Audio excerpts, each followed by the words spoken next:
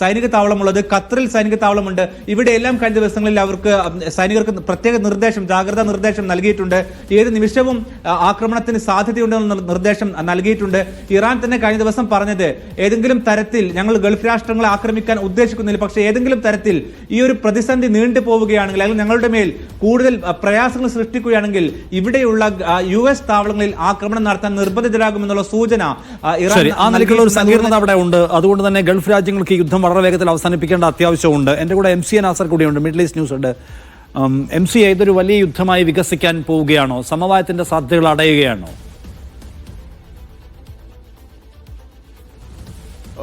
ഏറെക്കുറെ ഇന്നലെയും ഇന്ന് രാവിലെയും ഒക്കെ വലിയ പ്രതീക്ഷകൾ ഉണ്ടായിരുന്നു. പക്ഷേ അല്പം മുമ്പ് ഇസ്രായേലിന് നേർക്ക് നടന്നിരിക്കുന്ന മിസൈൽ ആക്രമണത്തോടുകൂടി ഇസ്രായേൽ സൈനിക നേതൃത്വത്തിന്റെ പ്രസ്താവന ഇപ്പോൾ പുറത്തു വന്നിരിക്കുന്നു. സിവിലിയൻ കേന്ദ്രങ്ങളെ ലക്ഷ്യമിട്ടുകൊണ്ടുള്ള ഇത്തരം ആക്രമണങ്ങളെ അതിശക്തമായി തന്നെ തങ്ങൾ ചെറുക്കും. അതുകൊണ്ട് വ്യാപകമായിട്ടുള്ള ആക്രമണങ്ങളിലേക്ക് തങ്ങളും നീങ്ങുകയാണ്. പ്രധാനമായിട്ടും ഇപ്പോൾ നടന്നിരിക്കുന്ന ആശുപത്രികൾ ഉൾപ്പെടെ ഉള്ളവയ്ക്ക് നേരെ നടന്നിരിക്കുന്ന ആക്രമണങ്ങൾ വളരെ വ്യത്യസ്തമായിട്ടുള്ള ഒരു നിലപാട്, കുറെ കൂടി കടുത്ത നിലപാട് സ്വീകരിക്കാൻ തങ്ങളെ പ്രേരിപ്പിക്കുന്നു എന്നാണ് ഇസ്രായേൽ സൈനിക വക്താവിൻ്റെതായിട്ട് ഇപ്പോൾ പുറത്തു വന്നിരിക്കുന്ന പ്രസ്താവന. കാരണം നാളെ വിയന്നയിൽ പ്രധാനമായിട്ടും ബ്രിട്ടൻ, ഫ്രാൻസ്, ജർമ്മനി ഉൾപ്പെടെയുള്ള രാജ്യങ്ങൾ യോഗം ചേരുന്നുണ്ട്. ഏതെങ്കിലും അർത്ഥത്തിൽ ഈ സംഘർഷം വ്യാപിക്കുന്നത് തടയുക എന്ന ലക്ഷ്യത്തോടു കൂടിയാണ്, ഒരുപക്ഷെ അമേരിക്കയുടെ കൂടി ആശീർവാദത്തോടു കൂടിയാണ് ഈ നിർണായകമായിട്ടുള്ള യോഗം നാളെ വിയന്നയിൽ ചേരുന്നത്. ഈ 3 വൻശക്തി രാജ്യങ്ങളും അമേരിക്കയും ചേർന്നുകൊണ്ട് ഇറാന്റെ ആണവ പദ്ധതിയുമായി ബന്ധപ്പെട്ട ഒരു ഉപാധിക്ക് ഇറാൻ വഴങ്ങുകയാണെങ്കിൽ തീർച്ചയായിട്ടും ഈ സംഘർഷം ലഘൂകരിക്കാനുള്ള ഒരു സാധ്യതയുണ്ടാവും.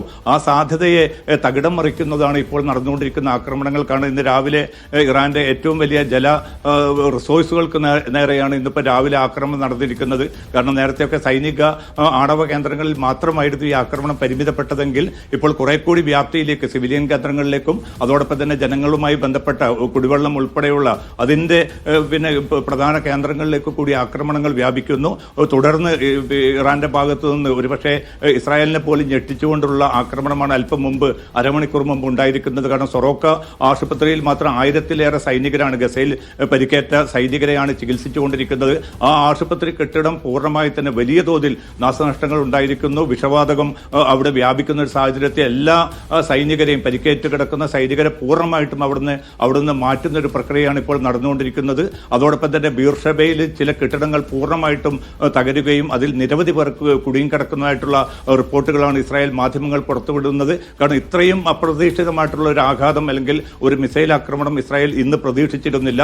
കാരണം പിന്നിട്ട് 2-3 ദിവസങ്ങളിലായി താരതമ്യേന ഇറാൻ അയച്ചുകൊണ്ടിരിക്കുന്ന മിസൈലിന്റെ എണ്ണത്തിൽ വലിയ കുറവുണ്ടായിരുന്നു. പക്ഷേ ഇന്ന് കണക്കുകൂട്ടലുകൾ എല്ലാം തകിടം മറിച്ചുകൊണ്ടാണ് ഏറ്റവും ഹൈപ്പർസോണിക് വിഭാഗത്തിൽപ്പെട്ട മിസൈലുകളാണ് ബീർഷബയിൽ, അതോടൊപ്പം തന്നെ സെൻട്രൽ ഇസ്രായേലിൽ, പിന്നെ ും പതിച്ചിരിക്കുന്നത്. അടുത്ത മണിക്കൂറുകൾ വീണ്ടും അതിശക്തമായിട്ടുള്ള മിസൈൽ ആക്രമണം ഉണ്ടാകുമെന്ന മുന്നറിയിപ്പ് കൂടി ഇറാൻ നൽകുന്നപ്പോൾ രണ്ടു കൂട്ടരും വ്യാപകമായിട്ടുള്ള സിവിലിയൻ കേന്ദ്രങ്ങളിലേക്ക് കൂടി കടന്നുകൊണ്ടുള്ള ആക്രമണങ്ങളിലേക്ക് നീങ്ങുന്നു എന്നതിന്റെ അർത്ഥം ഏതെങ്കിലും അർത്ഥത്തിലുള്ള ഒരു നയതന്ത്ര പ്രശ്നപരിഹാരം, ഇന്നലെ രാത്രിയൊക്കെ അതുമായി ബന്ധപ്പെട്ട വലിയ പ്രതീക്ഷകൾ രൂപപ്പെട്ടിരുന്നു. ആ പ്രതീക്ഷകളെ തകിടം മറിച്ചുകൊണ്ടുള്ള കൂടുതൽ ജനവാസ കേന്ദ്രങ്ങളിലേക്ക്, കൂടുതൽ അടിസ്ഥാന ഉപാധികളിലേക്ക് ഈ ആക്രമണം നീളുന്നത് തീർച്ചയായിട്ടും വളരെ പ്രതികൂലമായിട്ടുള്ള ഒരു സാഹചര്യം രൂപപ്പെടുത്തും. പക്ഷെ അമേരിക്ക അന്തിമമായിട്ട് തങ്ങൾ ഈ യുദ്ധത്തിൽ പങ്കാളിത്തം വഹിക്കുമെന്ന് സംബന്ധിച്ച് ഇനിയും തീരുമാനം കൈക്കൊണ്ടിട്ടില്ല. അമേരിക്കക്കുള്ളിൽ സമ്മർദ്ദമുണ്ട്, അതോടൊപ്പം തന്നെ യൂറോപ്യൻ രാജ്യങ്ങളുടെ സമ്മർദ്ദമുണ്ട്.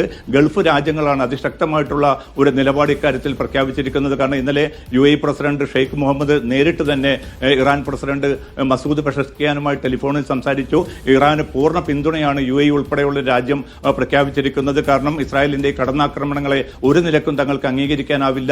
പ്രതിസന്ധി പരിഹരിക്കാൻ രമ്യമായ ചർച്ചകളുടെ ഒരു വഴി സ്വീകരിക്കണമെന്നാണ് അമേരിക്കയോടും അതോടൊപ്പം തന്നെ മറ്റു വൻശക്തി രാജ്യങ്ങളോടും UAE ഉൾപ്പെടെയുള്ള ഗൾഫ് രാജ്യങ്ങൾ ആവശ്യപ്പെടുന്നത്. തങ്ങളുടെ മണ്ണിൽ അമേരിക്കയുടെ സൈനിക താവളങ്ങൾ ഉണ്ട് എന്ന് കരുതി അവിടെ നിന്ന് ഇറാന് നേരെ ഒരു ആക്രമണവും പാടില്ല എന്ന അസന്നിഗ്ധമായിട്ടുള്ള നിലപാടും ബഹ്റൈൻ, ഖത്തർ ഉൾപ്പെടെയുള്ള രാജ്യങ്ങളും പ്രഖ്യാപിച്ചിട്ടുണ്ട്. ഇത്തരമൊരു സാഹചര്യത്തിൽ ഇനി അമേരിക്ക പ്രത്യക്ഷമായിട്ട് രംഗത്ത് വന്നാൽ പോലും ഈ കേന്ദ്രങ്ങൾ ഉപയോഗിച്ചുകൊണ്ട് ഇറാനെതിരെ ഇസ്രായേലിനെതിരെ ഒരു ആക്രമണം നടത്തുക എന്നത് നിലവിലുള്ള ഒരു സാഹചര്യത്തിൽ ബുദ്ധിമുട്ടായിരിക്കും. മറ്റേതെങ്കിലും ബദൽ സംവിധാനങ്ങൾ അവർ കാണേണ്ടി വരും. പ്രത്യേകിച്ച് ഇന്ത്യൻ സമുദ്രവുമായി ബന്ധപ്പെട്ട ചില കേന്ദ്രങ്ങളോ മറ്റോ പ്രയോജനപ്പെടുത്തിക്കൊണ്ട് മാത്രമേ ഇറാനെതിരായിട്ടുള്ള ഒരു വ്യാപക ആക്രമണത്തിലേക്ക് അമേരിക്കക്ക് പോകാൻ സാധിക്കുകയുള്ളൂ. അതാണ് ഇപ്പോൾ അമേരിക്ക നേരിടുന്ന ഒരു പ്രതിസന്ധി. പക്ഷേ ഇസ്രായേൽ പ്രതീക്ഷിക്കുന്നത് അടുത്ത ഘട്ടത്തിൽ തന്നെ അമേരിക്കയുടെ ഒരു പങ്കാളിത്തം ഉണ്ടാകും. കാരണം തങ്ങളുടെ പ്രതിരോധ സംവിധാനങ്ങളുടെ കുറവുണ്ട്. അതോടൊപ്പം തന്നെ ഇറാന്റെ ഭാഗത്തുനിന്ന് അവർ പ്രതീക്ഷിച്ചത് തങ്ങൾ നടത്തിയ ആക്രമണത്തിലോടുകൂടി ഇറാന്റെ മിസൈൽ അയക്കാനുള്ള ശേഷി